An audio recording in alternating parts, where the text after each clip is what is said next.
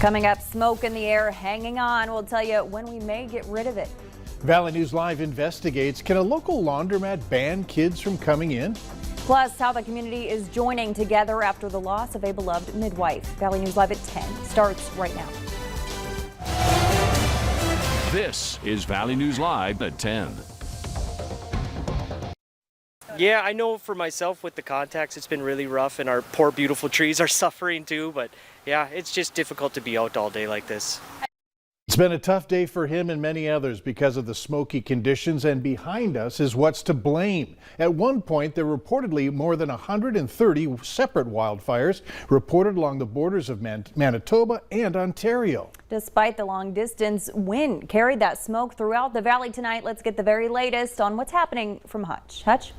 Thanks so much. As you can see here from our view up or down south at the Dakota Magic Casino, the smoky skies are still lingering down there. Now, some of us have had some improvement, but I want to take a moment to thank Erica for sending in this very, very red, hazy sun shot. And many of you have shared photos of just how terrible that air quality has been. Clear to see. Visibility is reduced across Minnesota, but they've actually improved from what we saw earlier this afternoon, where it's been down under 2 miles at times, under a mile. The thickest, most dense smoke has shifted into the Southern Valley. And as we take a look at the forecast, we are going to have a chance at some rain. We hope it gets to our Southern Valley viewers because that will help cleanse some of this smoke out of the atmosphere. But the model doesn't look too promising. Take a look where you see the reds here. As we go through the overnight hours, the Southern Valley will be stapled in the smoke and the thick smoke conditions. A little bit of a reprieve in the Devil's Lake Basin. Now, as we go through your Friday, it looks like the Southern Valley will have bad air quality all day. And as we take a look at the Northern Valley, you may get a break. But then heading into Saturday, it comes right back at us with terrible air conditions, north winds returning this smoke right down into the valley throughout the day. Coming up, we'll have more details on the smoke forecast and the rest of the weather conditions we're contending with as well. Coming up here in just a few more moments. Stacy. All right. Thanks so much, Hutch. A Fargo woman is asking for change after witnessing a single mother struggle to do laundry at a laundromat that doesn't allow children inside. She says the mother was faced with a choice: give her kids clean laundry or have them sit in a hot car for hours. Valley News Team's JC Dodd investigates. We're lucky those kids made it. They were here for 3.5 hours out in that car, and they would not even let them go inside and go to the bathroom. Tanya Janich is a frequent at Fargo's finest Coin Laundry, every month helping her friend do all of her laundry. But on Saturday, Janich says she watched as a single mother had to leave her 3 kids between 6 and 2 years old in the car.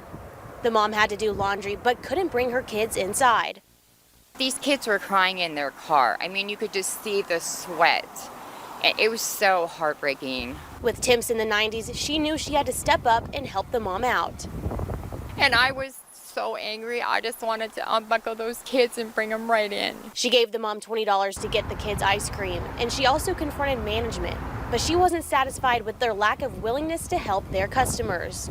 There's tables in there. Those kids could have sat at that table with a mask on and covered their face, instead of sitting in a hot car for 3.5 hours. I spoke with owner Marie Norhaugen, who says they've had the No Children Allowed policy for more than a year. She says since children can't be vaccinated yet, they aren't allowed in. And she says it's to protect other customers. The owner says she offers children who have to wait outside water and chips. And we're told that just wasn't the case for the family Janich witnessed. And Janich worries about the other parents who can't afford childcare.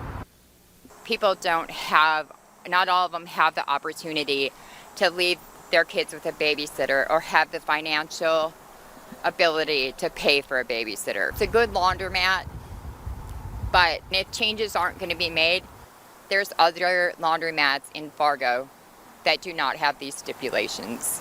In Fargo, JC Dodd, Valley News Live.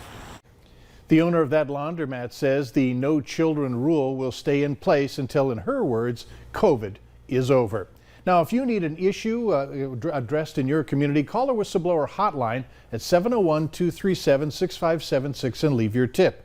A member of our investigative team will get on the case and go to work to expose the truth.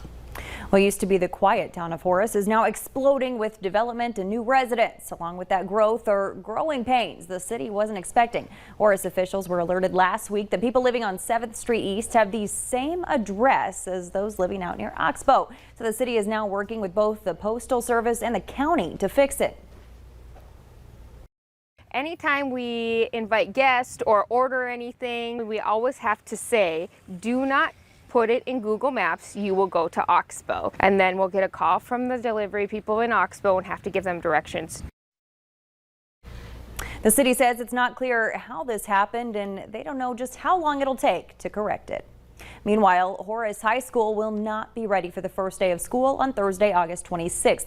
The West Fargo School District sent an email to parents saying, in part, while this is not the news we hope to be sharing, we're working closely with the staff at Horace High School and Heritage Middle School to accommodate both 9th and 10th graders at Heritage. When the school will be finished is up in the air. The district said contractors haven't given them a timeline, as it all depends on how quickly they receive supplies. Our experts tell me that cases will go up further before they start to come back down. But while cases are on the rise, we're not likely to see, according to experts, a comparable rise in hospitalizations or deaths in most areas of the country. President Biden today announcing a new mandate for all federal employees and contractors to reveal their vaccination status. If they are not vaccinated, they're required to get tested regularly, social distance, wear masks, and be subject to restrictions. As part of the president, also he's asking states to use some of their federal rescue funds to offer an incentive to residents to get vaccinated. Minnesota answered that call to offer incentives. Today, Governor Tim Walz announcing they'll be giving away $100 gift cards to all Minnesotans aged 12 and older. To get the gift card, you must receive your first dose from July 30th through August 15th. On Wednesday, August 4th, you can go to verify your first dose and then get your card. You can find more information on our website, valleynewslive.com. The process of redrawing North Dakota's legislative boundaries has begun. Earlier today, state lawmakers were trained on how to use the software to make the new maps. They'll be using a software called Maptitude, which will use census data to help lawmakers create evenly populated districts. This isn't the first time lawmakers use computers to test run their map ideas, but some of the lawmakers commented on the level of training among their colleagues. I think there's a variety of people on the committee that have, some have more and some have less. They're expected to decide the new lines during a special session in November.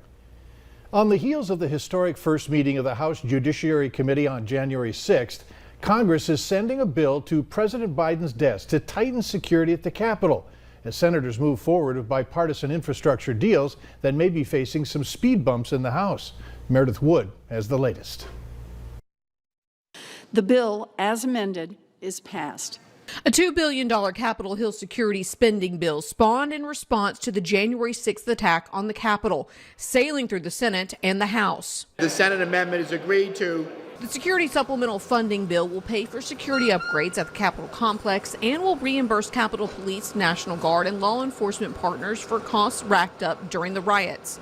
The White House showing support for the security bill in a statement saying, in part, the bill makes necessary investments to improve security at the Capitol in order to protect members of Congress, congressional staff, and visitors. Now, after the $550 billion bipartisan reconciliation bill passed a test vote in the Senate Wednesday night. This is just the beginning of the process. The work continues on a much anticipated infrastructure deal. I believe that we are going to work our way through this. And there have been any number of roadblocks, which maybe is an appropriate metaphor when we're talking about infrastructures that have cropped up in this process. But we keep on negotiating, seeking input, listening to concerns, and finding a way to take that next step. I'm Meredith Wood reporting. A vote to proceed on the bipartisan infrastructure bill in the Senate is now set for tomorrow morning. A GoFundMe created just hours ago has already raised more than $9,000 to continue the work of a midwife killed Tuesday night when her car hit a semi near Glendon. 41-year-old Rebecca Knapp brought more than 1,000 babies into the world, oftentimes driving hours to do so. Local doula Rhonda Hewitt took over for Knapp with multiple clients this evening. She tells us Knapp was her mentor and best friend, and her shoes are almost impossible to fill. Our community will never be the same without Rebecca. She worked tirelessly with all of her clients, and it is taking many people to come together to do what one woman did. We have the link to that GoFundMe on our website. They say 100% of the funds raised will cover the supplies, expenses, and time of the midwives who will now be traveling near and far to cover Knapp's clients. Mark Lindquist, a Moorhead singer and motivational speaker now running for Congress, says he checked himself into the Fargo VA mental health clinic this week. In a video he posted on Facebook today, he talks openly about his battle with depression, suicidal thoughts, and anxiety. In just a few hours, that video had hundreds of comments and reactions. Lindquist says he's aware that the last thing you can do as a political candidate is admit you need help, but that needs to change. Maybe you could say, well, you know, I know Mark, and if Mark could ask for help, then maybe I could too. We have a link to watch his full video right on our website, valleynewslive.com. Just click on this story. Still ahead tonight, unemployment benefits are crucial for many people. If you're looking to sign up soon, a new scam you need to be aware of. And after a week of hot and humid air, north winds bring this to the valley. Smoke is going to linger right through your weekend forecast. We'll have details on temperatures and some raindrops making their way into the region tonight as well. All of that coming up right after this.